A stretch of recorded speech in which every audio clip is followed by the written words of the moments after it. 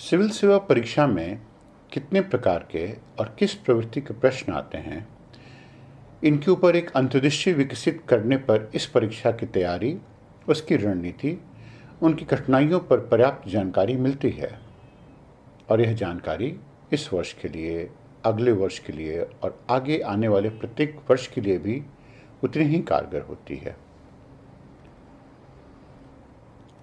प्रारंभिक परीक्षा की तैयारी के लिए किसी भी विषय को गहनता से समझने की आवश्यकता है तथा साथ साथ यह भी जानने की जरूरत होती है कि किस विषय से, किस खंड से किस प्रकार के प्रश्न पूछे जा सकते हैं।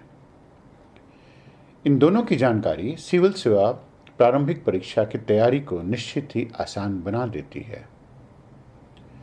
सिविल सेवा पाठ्यक्रम के दो भाग हैं, स्थिर और परिवर्तनशील।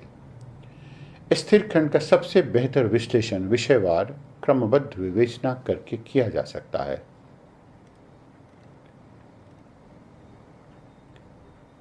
भारतीय इतिहास के 3 खंड हैं। एक है आधुनिक भारत। इतिहास के सभी भागों में सबसे महत्वपूर्ण है। इसका केंद्र बिंदु भारत का स्वतंत्रता संघर्ष है। इससे 3 प्रकार के प्रश्न पूछे जा सकते हैं। एक, घटनाओं से, जैसे चौरी चौरा घटना, सविनय अवज्ञा आंदोलन, नौसैनिक क्रांति और इनके कारण तथा प्रभाव। दूसरा, व्यक्तित्व और उनके योगदान से। और तीसरा, स्वतंत्रता सेनानियों के दर्शन और चिंतन से। घटना वाले भाग से 2015 में एक प्रश्न पूछा गया जो इस भाग से प्रश्न की प्रकृति का उदाहरण हो सकता है। यह प्रश्न था, रॉलेट सत्याग्रह के संदर्भ में निम्नलिखित में से कौन सा कथन सही है। इसके विकल्प थे, 1, रॉलेट अधिनियम सेडिशन कमेटी की सिफारिश पर आधारित था। 2, रॉलेट सत्याग्रह में गांधी जी ने होम रूल लीग का उपयोग करने का प्रयास किया। 3, साइमन कमीशन के आगमन के विरुद्ध हुए प्रदर्शन रॉलेट सत्याग्रह के साथ साथ हुए। अब इनमें से सही विकल्प का उपयोग करना था। इसके लिए कुछ कूट दिए गए थे, जैसे 1, केवल 1 और 2, 2 और 3। प्रश्नों की यह प्रवृत्ति होती है और यही इसकी वास्तविक रूप में प्रकृति होती है, क्योंकि इससे प्रश्न थोड़े जटिल हो जाते हैं। आधुनिक भारतीय इतिहास का दूसरा हिस्सा महत्वपूर्ण व्यक्ति एवं संगठन है। यह भाग महत्वपूर्ण व्यक्तियों की सोच, उनकी निष्ठा, उनके विचार एवं उनके दर्शन का समागम है।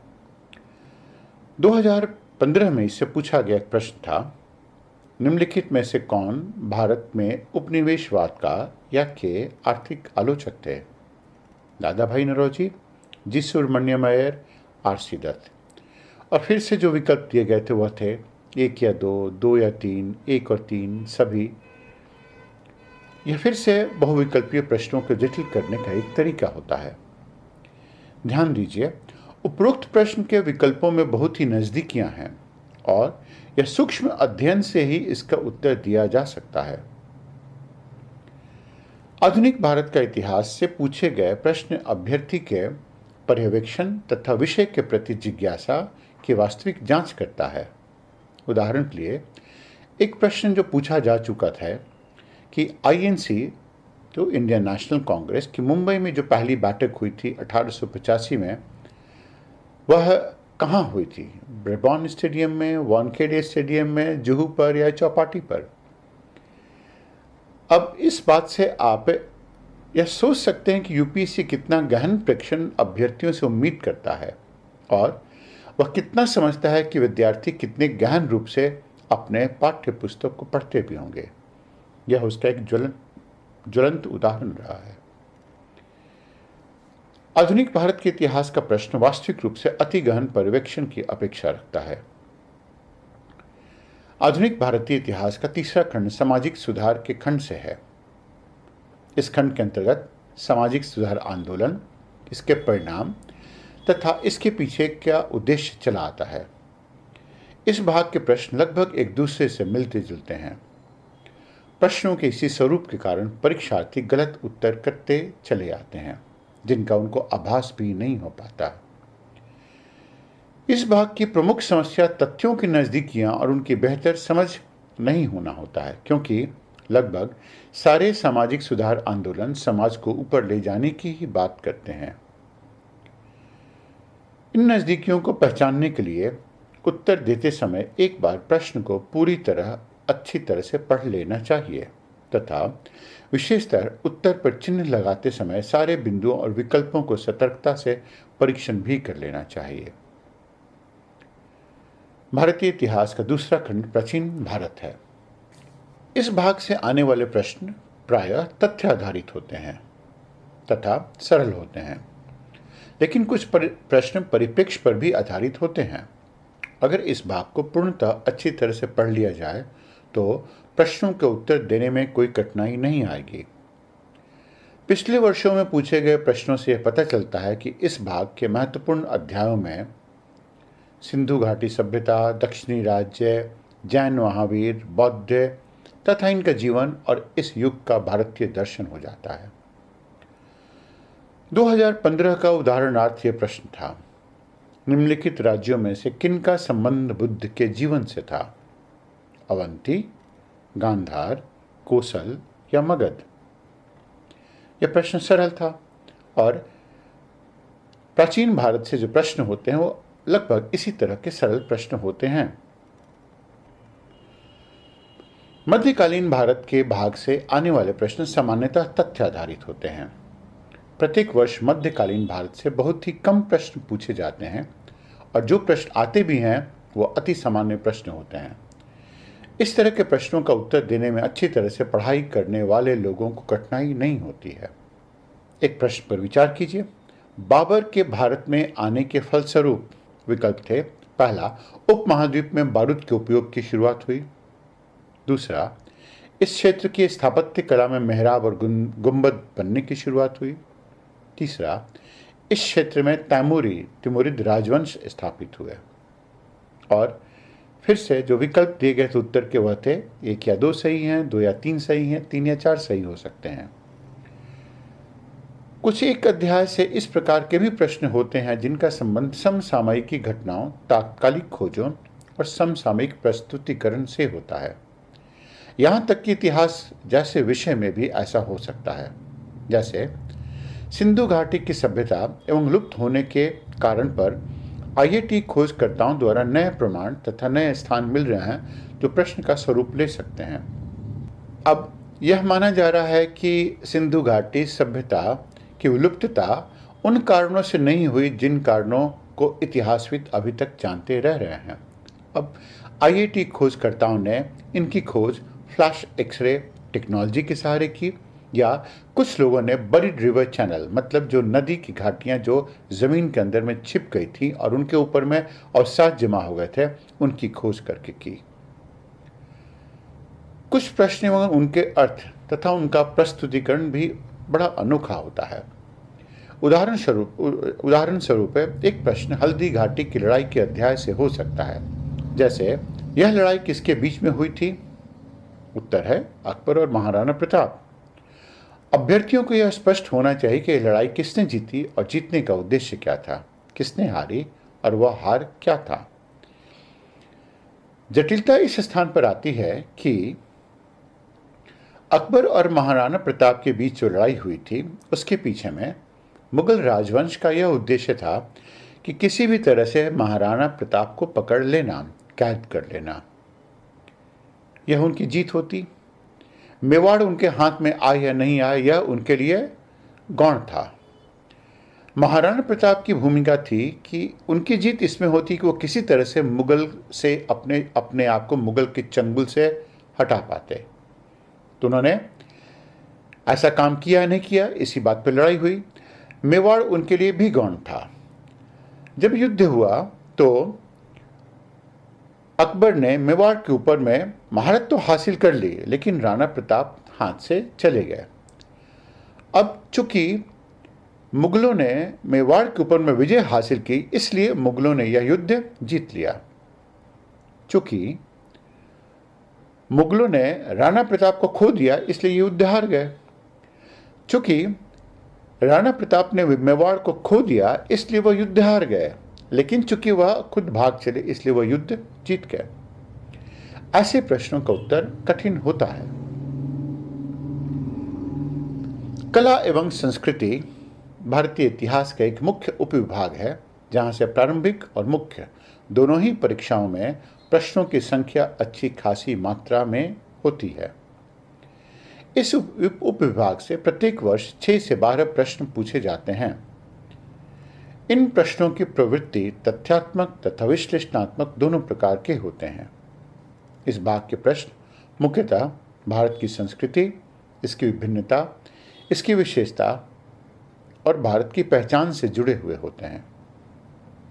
इसके अंतर्गत संगीत, नृत्य, नाटक, साहित्य, चित्रकला, मूर्तिकला, वास्तुकला, बुनाई तथा विभिन्न प्रकार की जाति तथा समुदाय महत्वपूर्ण भाग हो जाते हैं। इस भाग से आने वाले प्रश्न स्पष्ट तो होते हैं पर आश्चर्यजनित भी कर सकते हैं।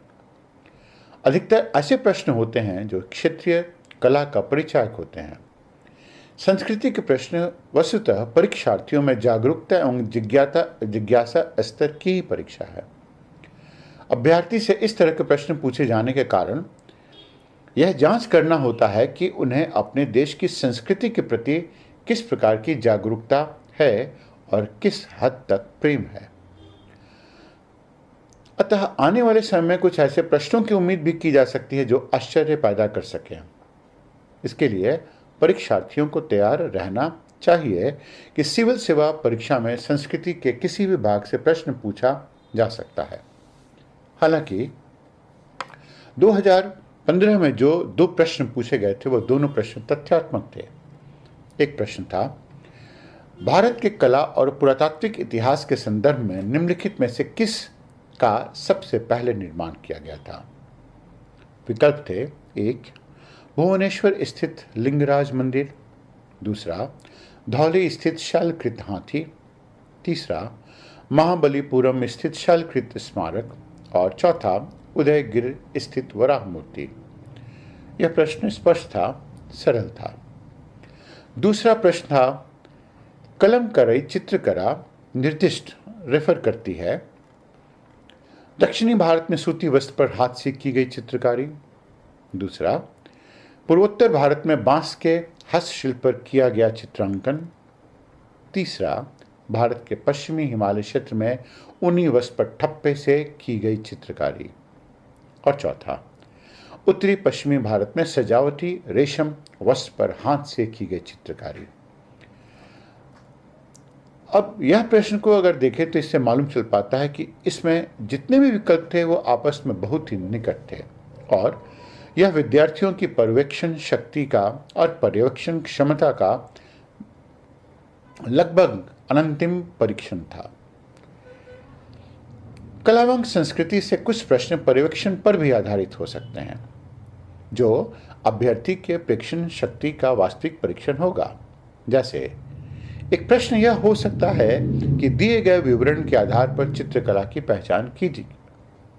प्रश्न है, अधिकांश चित्रकारी कन्याओं के चित्र ही होते हैं तथा इन चित्रों में उनकी ठुड्डी नुकीली दिखाई जाती है, चेहरा अंडाकार दिखाया जाता है और उनकी आंखें चेहरे के पार्श्व भागों से निकलती हुई जान पड़ती हैं। इससे इस रूप में उन्हें दर्शाया गया है और यह चित्र दक्षिण भारत में बना है। ये कौन सी चित्रकला है? इसका उत्तर लेपाक्षी है, लेकिन विद्यार्थियों को इस पूरे विवरण के सहारे यह जानना पड़ जाता है कि यह चित्रकला कहाँ की हो सकती है। परीक्षार्थी की अवलोकन क्षमता तथा गहन अध्ययन की योग्यता को जांचने का एक दूसरा प्रश्न यह भी हो सकता है। पटोला चित्रकला और बांधनी चित्रकला दोनों एक दूसरे के समतुल्य थे, जबकि दोनों का क्षेत्र अलग था। एक का संबंध गुजरात तथा दूसरे का संबंध राजस्थान से है। दोनों चित्रकला में विकसित होने के क्या कारण थे? और विकल्प हो सकते हैं, एक ही प्रकार का राज्य शासन, जो सही नहीं होगा, सामान्य भूदृश्य एवं उच्चावच, यह देखते हैं सही होता है नहीं, दोनों स्थानों पर लोगों की एक ही प्रकार की सांस्कृतिक पृष्ठभूमि इत्यादि। अब इस स्थान पर जो सही विकल्प होगा वह सामान्य दृश्य, भूदृश्य एवं उच्चावच है।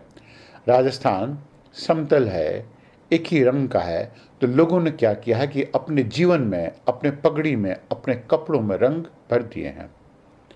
समान भूदृश्य एवं उच्चावच का एक विलोम उदाहरण भी मिलता है और वह केरल में मिलता है। केरल में भूदृश्य बहुत ही रंगीन है, तो लोगों ने अपने कपड़ों को श्वेत वस्त्र के रूप में ढाल दिया है।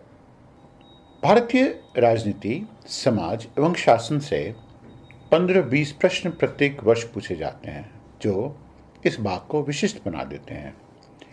ज़्यादातर प्रश्न संविधान से जुड़े तथ्यों पर आधारित होते हैं। इसमें भी विधायिका से संबंधित आचरण तथा समसामयिक आधारित संकल्पना वास्तविक रूप से महत्वपूर्ण हो जाते हैं तथा विभिन्न मंत्रालयों के स्कीम जो सामाजिक कल्याण से संबंधित हैं वह भी समान रूप से महत्वपूर्ण हो जाते हैं। ध्यातव्य है कि इस भाग से आने वाले प्रश्न सामान्यतः सीधे दिखाई देते हैं, परंतु उत्तर के विकल्पों की नज़दीकियां विद्यार्थियों को भ्रमित कर देती हैं। इसलिए इस भाग में गलत होने की संभावना अधिक बनी रहती है। 2015 में पूछे गए ऐसे 2 प्रतिनिधि प्रश्न थे। एक, संघ की सरकार यूनियन गवर्नमेंट के संदर्भ में निम्नलिखित कथनों पर विचार कीजिए। विकल्प थे, पहला, राजस्व विभाग संसद में प्रस्तुत किए जाने वाले केंद्रीय बजट को तैयार करने के लिए उत्तरदायी है। दूसरा, भारत की संसद के प्राधिकरण के बिना कोई धन भारत की संचित निधि से निकाला नहीं जा सकता। तीसरा, लोक लेखा से किए जाने वाले सभी संवितरणों डिसबर्समेंट के लिए भी भारत की संसद के प्राधिकरण की आवश्यकता होती है। अब उत्तर के विकल्प इनके होंगे 1 या 2, 2 या 3। ऐसे उत्तर के विकल्प जब होते हैं 1 या 2, 2 या 3, 1 और 3, तो ऐसे प्रश्नों को उत्तर देने में निश्चित रूप से कठिनाई होती है। एक दूसरा प्रश्न है, वह भी इसी तरह का, पंचायती राज व्यवस्था का मूल उद्देश्य क्या सुनिश्चित करना है? 1, विकास में जन भागीदारी। दूसरा, राजनीतिक जवाबदेही। तीसरा, लोकतांत्रिक विकेंद्रीकरण। चौथा, वित्तीय संग्रहण या फाइनेंशियल मोबिलाइजेशन। और इसके उत्तर के रूप में कूट से इस उत्तर को चुनना था और यह 1 और 3 है। प्रारंभिक परीक्षा में भूगोल इतना महत्वपूर्ण खंड शायद ही दूसरा कोई हो। इस खंड से शायद ही कोई अधिक महत्वपूर्ण भाग होगा जिससे प्रत्येक वर्ष प्रत्यक्ष या अप्रत्यक्ष 20 या इससे अधिक प्रश्न सिविल सेवा परीक्षा में न आते हों। भूगोल का स्वरूप अंतर और अंतरा वैश्विक है, जिसके कारण किसी भी प्रश्न को संपूर्णतः यह कहना कि यह भूगोल का विशुद्ध प्रश्न है न्याय संगत नहीं होगा। अगर हम भूगोल के विषय वस्तु पर नजर डालते हैं तो पाते हैं कि भूगोल 3 बड़े उपविभागों में विभाजित है। 1, भौतिक भूगोल। दूसरा, विश्व भूगोल। और तीसरा, अवस्थिति और भारत का भूगोल। भौतिक भूगोल के भाग से जो प्रश्न पूछे जाते हैं वो या तो विश्लेषणात्मक होते हैं या फिर अनुप्रयोगात्मक होते हैं। कुछ महत्वपूर्ण अध्याय जहां से पूछे गए प्रश्नों की बारंबारिता अधिक होती है वो हैं: 1, ब्रह्मांड एवं खगोल शास्त्र। दूसरा, पृथ्वी का भ्रमण और उनका विकास। तीसरा, बहुआकृतिक भूगोल। चौथा, भौतिक भूगोल और जलवायु विज्ञान में विश्व जलवायु और जलवायु के प्रकार तथा समुद्री विज्ञान में समुद्री धाराएं। 2015 में पूछा गया प्रश्न भौतिक भूगोल की प्रकृति वास्तविक रूप में बताता है। उष्णकटिबंधीय अर्थात ट्रॉपिकल अक्षांशों में दक्षिणी अटलांटिक और दक्षिणी पूर्व प्रशांत क्षेत्रों में चक्रवात उत्पन्न नहीं होता। इसका क्या कारण है? विकल्प थे: 1, समुद्री पृष्ठों के ताप निम्न होते हैं। दूसरा, अंतः उष्णकटिबंधीय अभिसरण क्षेत्र इंटरट्रॉपिकल कन्वर्जेंस जोन बिरले ही होते हैं। तीसरा, कोरियोलिस बल अत्यंत ही दुर्बल होता है। और चौथा, उन क्षेत्रों में भूमि मौजूद नहीं होती। सही मायने में जिन स्थानों पर सतही तापमान या सतही पृष्ठ तापमान निम्न होते हैं उन स्थानों पर ऐसे चक्रवातों की उत्पत्ति नहीं होती है।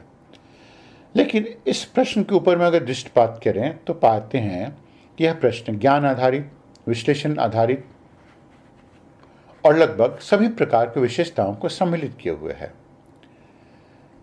इस प्रश्न में धारा उत्श्रवण का एक और विकल्प डालकर तथा इसे कूटीकृत कर दिया जाए तो यह और भी कठिन हो सकता है।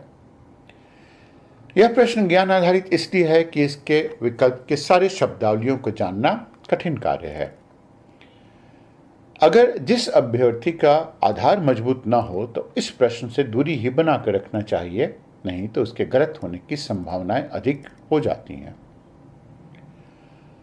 भौतिक भूगोल से अन्य विशिष्ट प्रश्न अमेज़न बेसिन से संबंधित हो सकते हैं, जैसे सभी विषुवत रेखीय क्षेत्रों में से एक अमेज़न बेसिन ही क्यों वर्षण प्राप्त करता है, इसके क्या कारण हैं? विकल्प हो सकते हैं।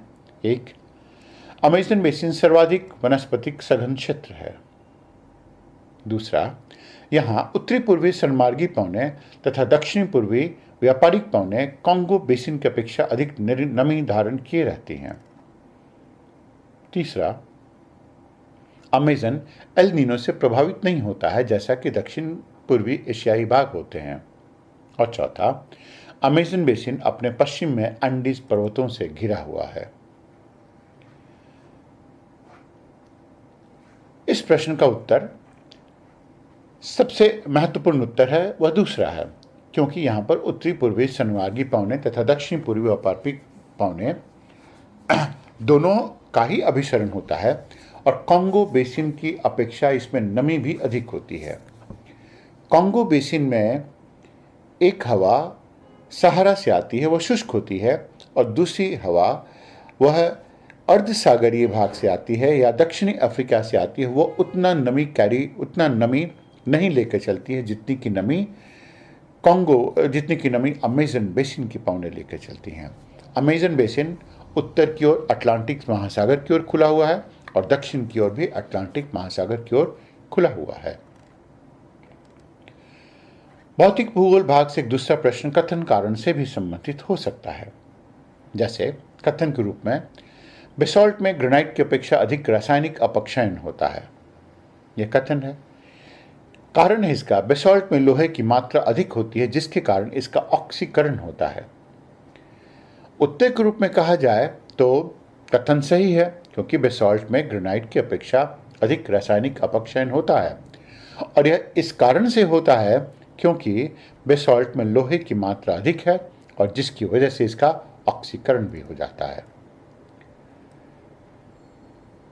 भौतिक भूगोल के अलावा विश्व भूगोल और मानचित्र उतना ही महत्वपूर्ण खंड है। अवस्थिति तथा मानचित्र से 2 से 5 प्रश्न प्रत्येक वर्ष पूछे जाते हैं। यह प्रश्न पर्वत, नदी, पठार, वन, वनस्पति, घास भूमि, समुद्र, खाड़ी, द्वीप तथा विश्व के प्रमुख शहरों एवं विश्व के विभिन्न समुदायों से संबंधित होता है। अवस्थितियों से संबंधित प्रश्न सरल होते हैं तथा अभ्यर्थी से यह अपेक्षा की जाती है कि वह अपनी पूरी तैयारी के दौरान मानचित्र को सैकड़ों और हजारों बार देखा होगा और अब उनकी अवलोकन क्षमता का विकास हो गया होगा। चूंकि इसी अवलोकन क्षमता की पुनरावृत्ति होगी, इसीलिए इससे संबंधित प्रश्नों का उत्तर भी देना आसान होगा। विश्व भूगोल से संबंधित अवस्थितियों का महत्व 2 रूप में है। पहला, यह भूगोल, पारिस्थितिकी, समसामयिकी, विश्व इतिहास, अंतर्राष्ट्रीय संबंध जैसे विषयों के लिए आधार का कार्य करता है। इस खंड के बगैर इनका अध्ययन बिल्कुल ही आसान नहीं होगा। दूसरा, भौतिक और मानव भूगोल से संबंधित अच्छे खासे प्रश्न विश्व के उन उदाहरणों से लिए जाते हैं जिनमें प्रेक्षणात्मक घटक विद्यमान होते हैं। ऐसे प्रश्नों का उत्तर तब तक नहीं दिया जा सकता है जब तक विश्व भूगोल का सही रूप में अध्ययन नहीं किया गया हो। विश्व भूगोल के कुछ विषय अंतरावैश्विक भी होते हैं, जैसे 2015 में पूछा गया यह प्रश्न, गोलन हाइट्स के नाम से जाने वाला क्षेत्र निम्नलिखित में से किससे संबंधित घटनाओं के संदर्भ में यदा कदा समाचारों में आता है? विकल्प थे मध्य एशिया, दूसरा मध्य पूर्व या मिडिल ईस्ट, तीसरा दक्षिण पूर्व एशिया और चौथा मध्य अफ्रीका। मध्य अफ्रीका और दक्षिणी पूर्व एशिया के होने का सवाल ही नहीं है। मध्य एशिया के भी होने का सवाल नहीं है, क्योंकि मध्य एशिया के क्षेत्र कैस्पियन सागर के क्षेत्र आते हैं। दक्षिण पूर्वी एशिया के क्षेत्र आते हैं सिंगापुर, मलेशिया, इंडोनेशिया संबंधित, और मध्य अफ्रीका के देश आते हैं चाड, कांगो बेसिन इत्यादि। तो एकमात्र इसका उत्तर आता हुआ है मध्य पूर्व या मिडिल ईस्ट। सिविल सेवा परीक्षा में भारत का भूगोल और उससे संबंधित अंतर और अंतर्वैश्विक मुद्दों के संबंधित प्रश्नों की संख्या अच्छी खासी मात्रा में होती है। देखने में ये प्रश्न सरल तो प्रतीत होते हैं, लेकिन सरल होते नहीं हैं। इन प्रश्नों की खोजी और विद्यार्थियों से खोद खोद कर पूछने की प्रकृति इन्हें कठिन बना देती है। भारत के भूगोल के मुख्य अध्याय जहां से प्रश्न अधिक पूछे जाते हैं वो हैं भारत की भौतिक विशेषता, जो कि भौगोलिक विशेषताओं, पर्वतों, झीलों, वनों, वनस्पतियों, आर्द्र भूमि, मैंग्रोव आदि को सम्मिलित किए हुए है। दूसरा, इस भाग से संबंधित प्रश्न कारणवाचक तथा अवलोकनात्मक पहलुओं से संबंधित होते हैं और तथ्यात्मक प्रश्नों की संख्या लगभग नगण्य होती है। तीसरा, मानव भूगोल के अधिकतर प्रश्न जनजाति और अन्य समुदायों से पूछे जाते हैं। चौथा, कृषि से संबंधित प्रश्न फसलों, इनके विकास की परिस्थितियां तथा सिंचाई तकनीकों से संबंधित होता है। चौथा, उद्योगों से संबंधित प्रश्न सामान्यतः अवस्थितिक परिवर्तन तथा संसाधन पर आधारित होते हैं, परंतु एक भाग जो संसाधन के उपयोग तथा गैर उपयोग पर भी आधारित होता है। फिर संसाधनों की भौगोलिक अवस्थिति और उनके प्रयोग और उनके संरक्षण से संबंधित प्रश्न, और वनों, वनस्पतियों, घास भूमि तथा इनकी जैव विविधता से संबंधित प्रश्न, जिनमें हिमालय क्षेत्र, आर्द्र भूमि तथा मैंग्रोव केंद्र बिंदु हैं। कुछ प्रश्न संरक्षित क्षेत्रों से संबंधित प्रश्न होते हैं, जिनमें राष्ट्रीय पार्क, वन्य जीव अभ्यारण्य, इनकी अवस्थिति तथा इनकी विशेषता से संबंधित होंगे। और अंततः परिवहन जाल से संबंधित प्रश्न भी हो सकते हैं। जैसे 2015 में पूछा गया प्रश्न, भारत के निम्नलिखित क्षेत्रों में से किस एक में मैंग्रोव वन, सदापर्णी वन और पर्णपाती वनों का संयोजन है? विकल्प थे उत्तर तटीय आंध्र प्रदेश, दक्षिण पश्चिमी बंगाल, दक्षिणी सौराष्ट्र और अंडमान निकोबार द्वीप समूह। इसका उत्तर अंडमान और निकोबार द्वीप समूह है, और यह प्रश्न वास्तविक रूप में अति विशिष्ट प्रश्न है। ऐसे अति विशिष्ट प्रश्न संघ लोक सेवा आयोग द्वारा अधिक मात्रा में पूछे जाते रहेंगे, और अब ऐसे प्रश्नों की संख्या भी बढ़ती जा रही है। ऐसे प्रश्नों का उत्तर देने के लिए आधारभूत ज्ञान के साथ साथ अवलोकन क्षमता भी विकसित होनी आवश्यक है। विद्यार्थियों को ऐसे प्रश्नों के लिए हमेशा तैयार रहने की आवश्यकता है। इस तरह के प्रश्नों को हल करने के लिए ईमानदारी पूर्वक तथा सतर्कता पूर्वक अध्ययन करने की आवश्यकता पड़ती है। भारतीय भूगोल से पूछा गया अगला प्रश्न पूर्णतः तथ्यों पर आधारित है। ऐसे प्रश्नों को याद रखना अधिक कठिन होता है। ऐसे विशेष प्रश्नों की प्रकृति को समझने के लिए एक उदाहरण यह हो सकता है, और यह प्रश्न 2015 में फिर से पूछा गया था। निम्नलिखित कथनों पर विचार कीजिए। और ये कथन थे: एक, त्वरित सिंचाई लाभ कार्यक्रम 1996-97 में गरीब किसानों को ऋण सहायता उपलब्ध कराने के लिए आरंभ किया गया था। और दूसरा, कमान क्षेत्र विकास कार्यक्रम 1974-75 में जल उपयोग दक्षिण के विकास के लिए शुरू किया गया था। सामान्यतः विद्यार्थी 1996-97 की बात याद नहीं रखेंगे, अन्ना तो 1974-75 की बात याद रखेंगे। यह प्रश्न का उत्तर वही दे सकता था जिसने पूरे भारतीय भूगोल को बहुत ही गहन रूप में अध्ययन किया होगा। इतना कहने के बावजूद यह भी कहा जा सकता है कि कम से कम प्रश्न भारतीय भूगोल में तथ्य आधारित होते हैं। अधिकतर प्रश्न संकल्पना आधारित और प्रेक्षण आधारित हो सकते हैं। जैसे एक प्रश्न हो सकता है, भारत में लू जैसी स्थानीय पवनें इसलिए उत्पन्न होती हैं क्योंकि विकल्प है स्थानीय तापमान वृद्धि तथा MLPT या मॉनसूनल लो प्रेशर ट्रफ की गहनता बढ़ जाती है। दूसरा, हवा का अवतलन होता है और उससे संबंधित तापमान में वृद्धि होती है। तीसरा, जेट धारा की पुनः स्थापना हो जाती है। और चौथा, जलोढ़ मिट्टी। इसका उत्तर स्थानीय तापमान वृद्धि और MLPT की गहनता है, लेकिन कोई भी विद्यार्थी इसमें से दूसरा विकल्प हवा का अवतलन और उससे संबंधित तापमान वृद्धि भी सही कर सकता है और जेट धारा की पुनः स्थापना भी सही कर सकता है। जल और मिट्टी को किसी भी तरह से विकल्प का रूप धारण कर ही नहीं पाता है। फिर इस भाग से एक समसामयिक प्रश्न भी हो सकता है, जैसे हाल फिलहाल में आतिरा जलप्रपात खबरों में था। तो जो प्रश्न पूछा जा सकता वो ऐसा होगा, चालकुडी नदी की निम्न विशेषताओं पर विचार कीजिए। पहला, आतिरापल्ली जलप्रपात इस नदी पर अवस्थित है। दूसरा, आतिरापल्ली महाजलप्रपात इस नदी पर अवस्थित है। तीसरा, शोलायार परियोजना इसी नदी से संबंधित है। और चौथा, यह नदी कोचीन में वेम्बनाड नदी से मिलने से पहले पश्चिमी घाट के समानांतर बहती है। उत्तर के रूप में इसके दो हैं। एक, आतिरापल्ली वास्तविक रूप में एक महाजलप्रपात या कैस्केड है, मतलब यह दो रूप में जमीन पर गिरती है और दो बार में गिरती है। और दूसरा, शोलायार परियोजना इसी नदी पर अवस्थित है। यह नदी कोचीन में वेम्बनाड नदी से मिलने से पहले पश्चिमी घाट के समानांतर बहती है। यह पार्श्विक रूप में सही नहीं है।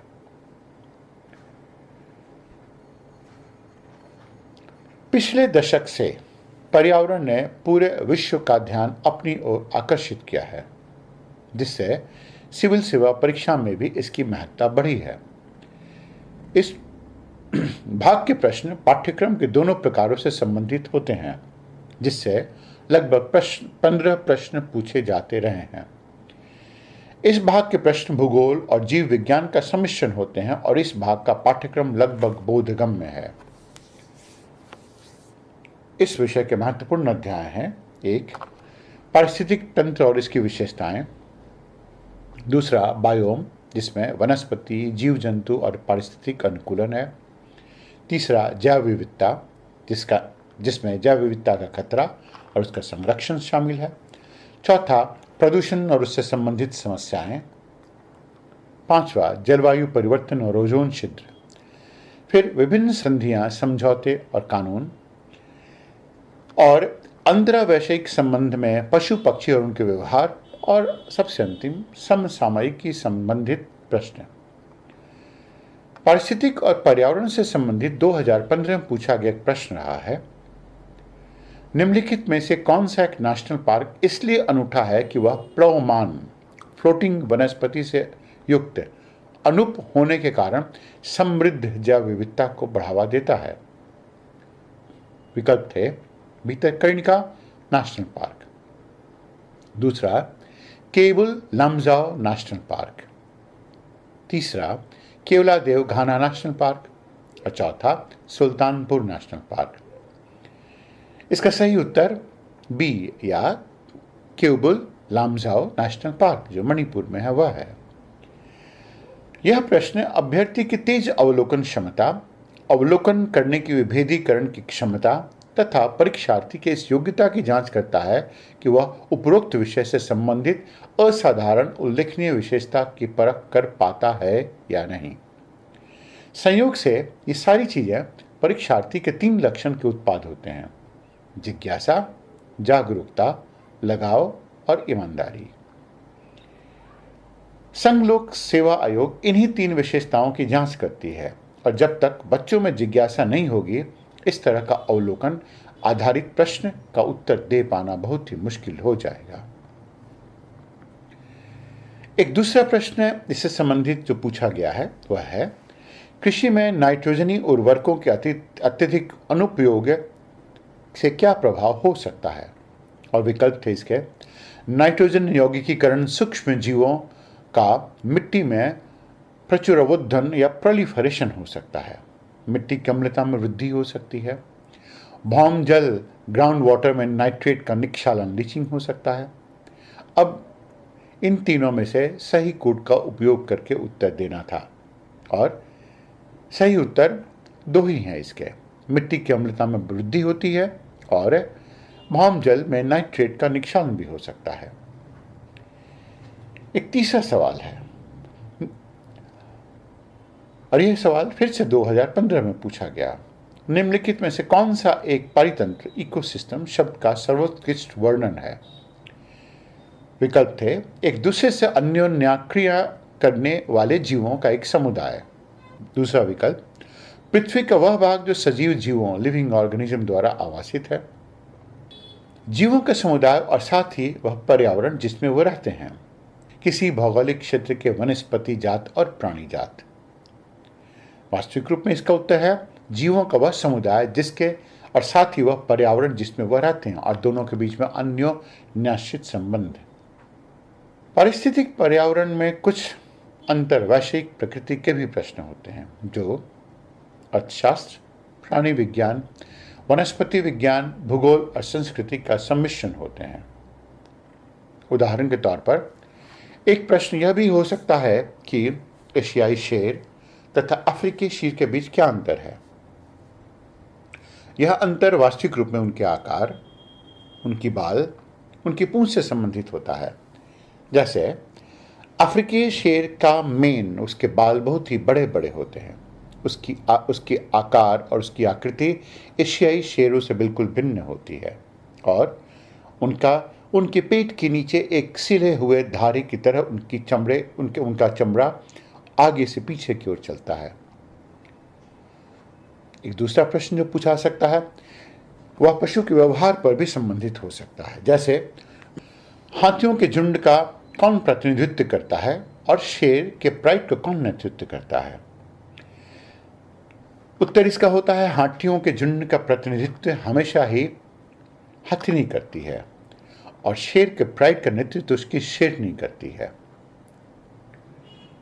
एक तीसरा प्रश्न होता है क्या भारतीय सर्प की प्रकृति शर्मीली है? उत्तर है हाँ। हम किंग कोबरा की पहचान कैसे करते हैं? किंग कोबरा और धामिन के धावन पथ में अंतर क्या है? क्या धामिन कोबरे की नकल करता है और करता है तो कब करता है? अब ध्यान दीजिए, ये सारे प्रेक्षण से संबंधित प्रश्न हैं।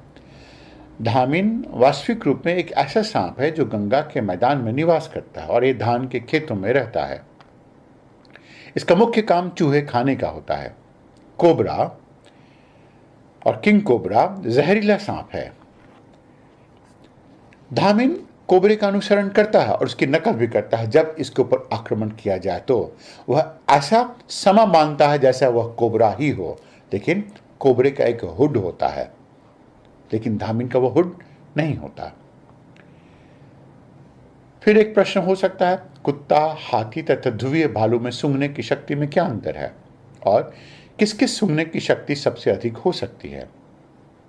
अब ध्यान दीजिए, ध्रुवीय भालू अधिक गहराई पर भी जाकर 6 फीट गहरे बर्फ की चादर के नीचे से भी सूंघ लेता है कि उस स्थान पर मछली है या नहीं है।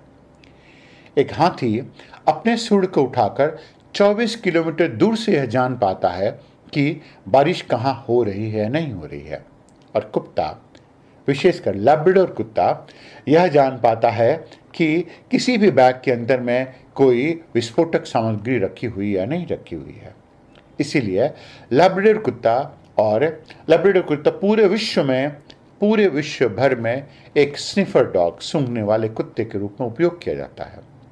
लेकिन फिर से जो प्रश्न आ सकता है वह प्रश्न होगा कि लैब्राडोर कुत्ता और सेंट बर्नार्ड कुत्ता के बीच में क्या अंतर है?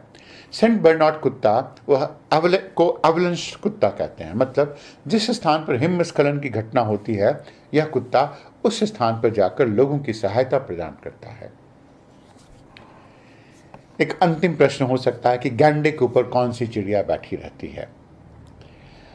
कहने का तात्पर्य है कि इससे संबंधित जितने भी प्रश्न पूछे जाते हैं वह लगभग अब अधिकतर प्रश्न प्रेक्षण आधारित होते जा रहे हैं, ज्ञान आधारित होते जा रहे हैं और विश्लेषण आधारित होते जा रहे हैं।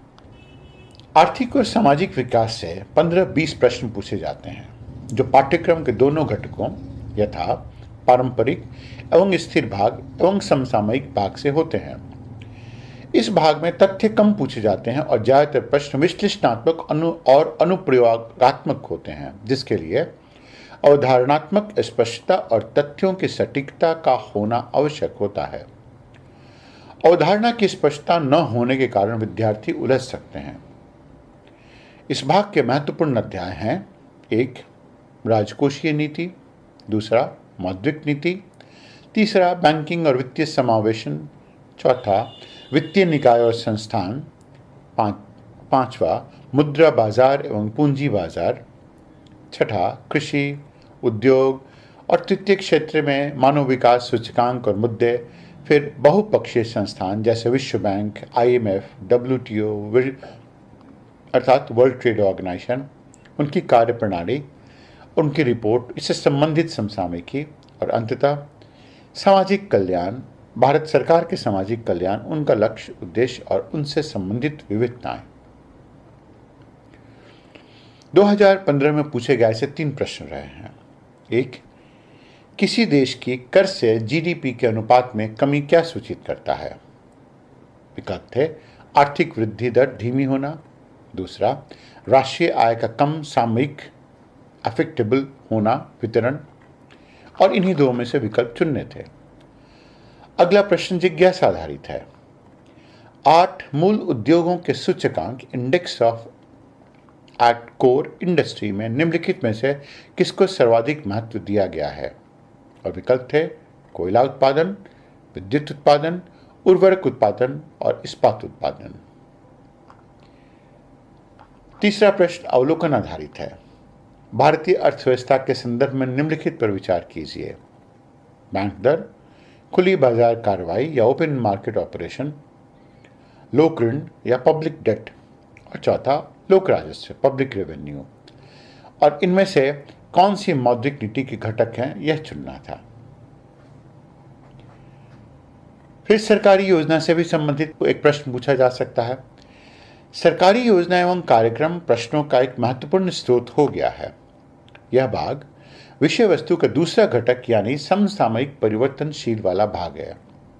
इस भाग से सामाजिक कल्याण तथा समावेशी विकास संबंधी प्रश्न पूछे जाते हैं। प्रेस सूचना ब्यूरो का वेबसाइट इस भाग की तैयारी के लिए सिद्ध हो सकता है और इस खंड के लिए स्मार्ट तैयारी की जरूरत है, क्योंकि परंपरागत तैयारी इस भाग के लिए विशालकाय और अप्रबंधनीय साबित हो सकता है। इस भाग के महत्वपूर्ण क्षेत्र हैं कृषि, निचला तबका और गरीबी रेखा के नीचे के लोग, पर्यावरण विभाग और अन्य मंत्रालयों की रिपोर्ट भी है। जैसे एक प्रश्न है, प्रधानमंत्री जन धन योजना निम्नलिखित में से किसके लिए प्रारंभ की गई है? विकल्प थे: गरीब लोगों की अपेक्षाकृत कम ब्याज दर पर आवास ऋण प्रदान करने के लिए, 2. विकल्प पिछड़े क्षेत्रों में महिलाओं के स्वयं सहायता समूहों को प्रोत्साहित करने के लिए, 3. देश में वित्तीय समावेशन फाइनेंशियल इंक्लूजन को प्रोत्साहित करने के लिए, और 4. उपांतिक मार्जिनलाइज समुदायों को वित्तीय सहायता प्रदान करने के लिए। इसका उत्तर देश में वित्तीय समावेशन था। फिर एक प्रश्न था, राष्ट्रीय नव प्रवर्तन प्रतिष्ठान Bharat national innovation foundation India के बारे में निम्नलिखित में से कौन से कथन सही हैं? NIF केंद्रीय सरकार के अधीन विज्ञान और प्रौद्योगिकी विभाग की एक स्वायत्त संस्था है। 2. NIF अत्यंत उन्नत विदेशी वैज्ञानिक संस्थाओं के सहयोग से भारत की प्रमुख या प्रीमियर वैज्ञानिक संस्थाओं में अत्यंत उन्नत वैज्ञानिक अनुसंधान को मजबूती करने की पहल है। अब यह 2 पहलू भी थी जिनमें से कि प्रश्नों के उत्तर के विकल्प को चुनना था। प्रश्नों का एक स्वरूप है बहुपक्षीय संस्थान, संघी तथा समझौतों से भी पूछा जाता है। इस अध्याय को ऊपर के भाग में सम्मिलित किया गया है और यह भाग पूर्णतः रूप से समसामयिकी पर आधारित है। इस भाग की तैयारी समसामयिकी रूप में ही करना चाहिए। इससे संबंधित प्रश्न जो 1915 में पूछा गया था वह एमनेस्टी से संबंधित था और प्रश्न था, एमनेस्टी इंटरनेशनल क्या है? विकल्प थे, गृह युद्धों के शरणार्थियों की मदद के लिए संयुक्त राष्ट्र का एक अभिकरण। दूसरा, विश्वव्यापी मानव अधिकारी आंदोलन। तीसरा, अति निर्धन लोगों की मदद के लिए एक गैर सरकारी स्वैच्छिक संगठन। और चौथा, युद्ध से विनष्ट हुए क्षेत्रों में चिकित्सा आकस्मिकताओं को पूरा करने के लिए एक अंतर सरकारी अभिकरण। उत्तर इसका विश्वव्यापी मानव अधिकारी आंदोलन है और यह प्रश्न अपेक्षाकृत सरल था। फिर एक प्रश्न जो समसामयिकी से पूछा गया था वह था, biocarbon fund initiative for sustainable forest landscape का प्रबंधन निम्नलिखित में से कौन करता है? विकल्प थे, एशिया विकास बैंक, अंतर्राष्ट्रीय मुद्रा कोष, तीसरा संयुक्त राष्ट्र पर्यावरण कार्यक्रम और चौथा विश्व बैंक। सरकारी योजना तथा बहुपक्षीय संगठन वाला भाग पूर्णतः समसामयिकी आधारित है। इस भाग से 3 प्रकार के प्रश्न पूछे जा सकते हैं। पहला, विश्व बैंक तथा IMF जैसे संस्थान पर आधारित प्रश्न पहले भी पूछे जा चुके हैं। अब संभावित प्रश्न अवलोकन क्षमता पर आधारित होंगे और उनसे पूछे जाएंगे। दूसरा, उनसे वे प्रश्न पूछे जाएंगे जैसे संस्थाएं और योजनाएं जो अभी चर्चा में बनी हुई हैं और वह किस कारण से बनी हुई हैं तथा उन्होंने क्या भूमिका अदा की है तथा इस योजना का समाज तथा अर्थव्यवस्था पर क्या प्रभाव पड़ेगा।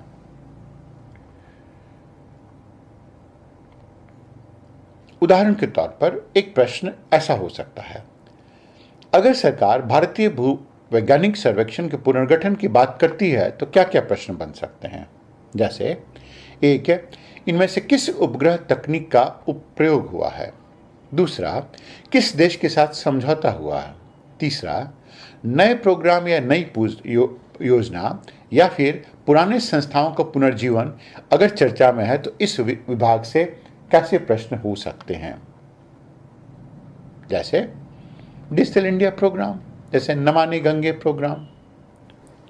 सामान्य विज्ञान तथा विज्ञान एवं प्रौद्योगिकी से 7 से 10 प्रश्न होते हैं जो विषय वस्तु के दोनों घटकों से आते हैं। परिवर्तनशील घटक समसामयिकी आधारित होते हैं।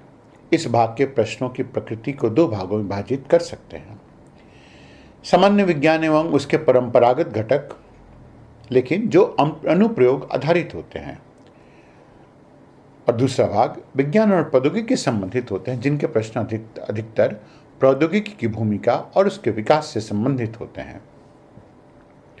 नए प्रौद्योगिकी और उनका प्रयोग और उनमें भारत की भूमिका और भारत में नए प्रौद्योगिकी संबंधित विकास से भी प्रश्न पूछे जाते रहे हैं। 2015 में प्रश्नों के इस स्वरूप का पता चलता है। 1. निकट क्षेत्र संचार नियर फील्ड कम्युनिकेशन NFC प्रौद्योगिकी के संदर्भ में निम्नलिखित कथनों में से कौन सा कथन सही है? एक विकल्प रहा है, यह एक संपर्क रहित संचार प्रौद्योगिकी है जो विद्युत चुंबकीय रेडियो क्षेत्रों का उपयोग करती है। दूसरा विकल्प, NFC उपयुक्तियों डिवाइसेस द्वारा उपयोग के लिए अभिकल्पित किया गया है जो एक दूसरे से 1 मीटर की दूरी पर भी स्थित हो सकते हैं। तीसरा, संवेदनशील सूचना भेजते समय NFC कोडीकरण एन्क्रिप्शन का उपयोग कर सकता है। अब इन तीनों में से कूट दिए गए थे 1, 2, 2, 3, 1 और 3 इत्यादि। एक दूसरा प्रश्न रहा है जो संकल्पना आधारित था, निम्नलिखित में से किन कार्यकलापों में भारतीय दूर संवेदन उपग्रहों का प्रयोग किया जाता है? फसल की उपज का आकलन, दूसरा भौम जल ग्राउंड वाटर संसाधनों का स्थान निर्धारण, तीसरा खनिज का अन्वेषण, चौथा दूरसंचार, पांचवा यातायात अध्ययन। अब नीचे दिए गए कूट का प्रयोग कर सही उत्तर चुनना था। इसका उत्तर वास्तविक रूप में होता है वह 1, 2 और 3 है। मतलब फसल की उपज का आकलन, भौम जल के संसाधनों का निर्धारण, खनिज का अन्वेषण, यातायात अध्ययन और दूरसंचार का अध्ययन है जियो स्टेशनरी सैटेलाइट करते हैं, सुदूर संवेदन यंत्र नहीं करते।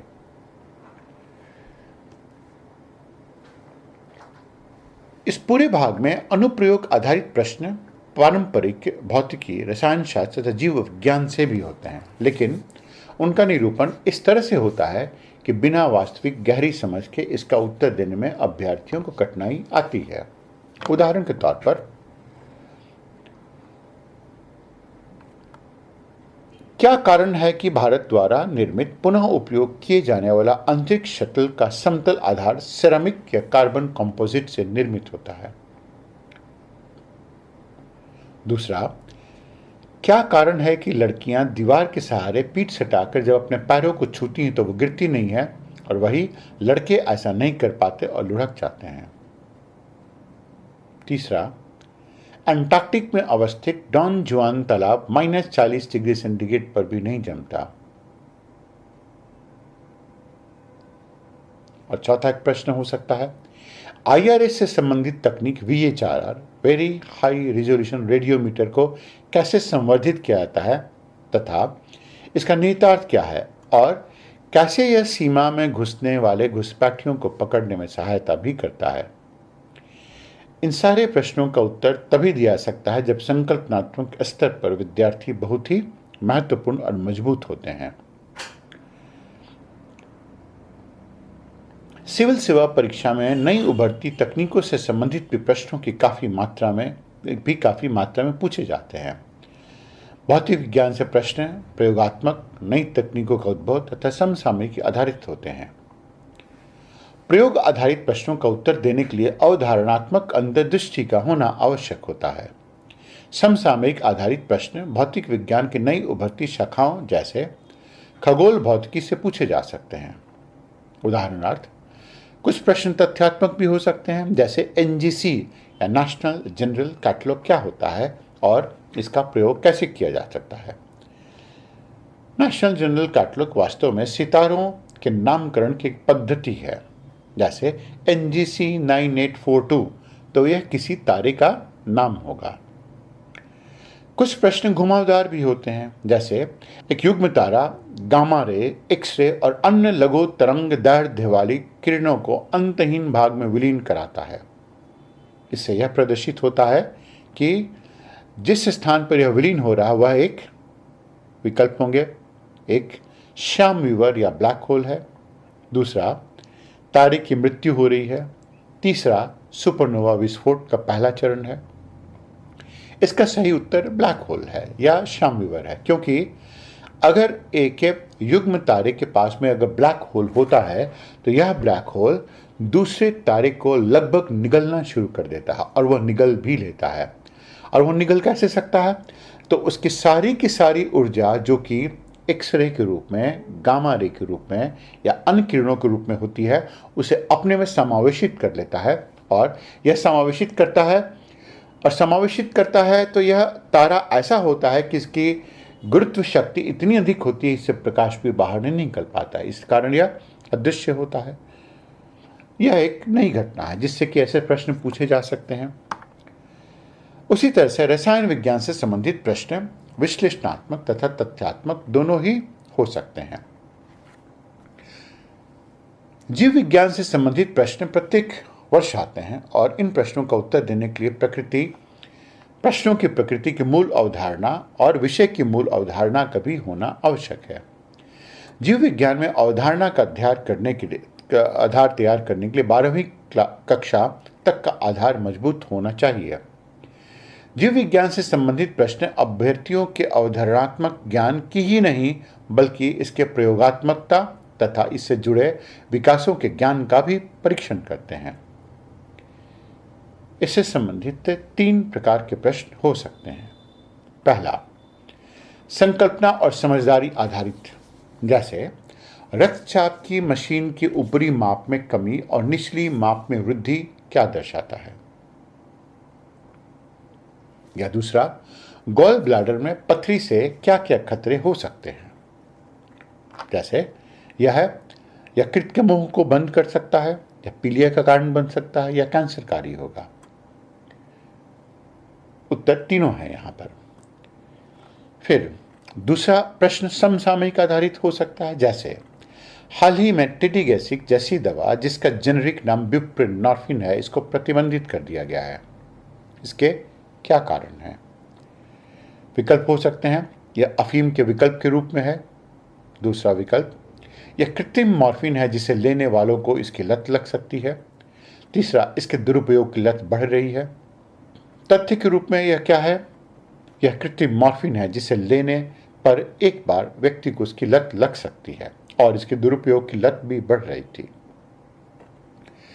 फिर कुछ प्रश्न अनुप्रयोग आधारित भी हो सकते हैं, जैसे कभी कभी रोगियों को प्रतिजैविक या एंटीबायोटिक दवा दी जाती है, तब डॉक्टर द्वारा मल्टीविटामिन कैप्सूल लेने की भी सलाह क्यों दी जाती है? यह अनुप्रयोग आधारित है। तो जीव विज्ञान से जो प्रश्न आते हैं वो जीव विज्ञान से प्रश्नों की प्रवृत्ति और प्रकृति तीनों प्रकार की हो सकती है। हाल फिलहाल में कृषि विज्ञान से संबंधित प्रश्नों की संख्या में प्रतिवर्ष बढ़ोतरी हो रही है और प्रश्न मूलभूत स्तर तथा व्यावहारिक स्वरूप दोनों प्रकार के होते हैं।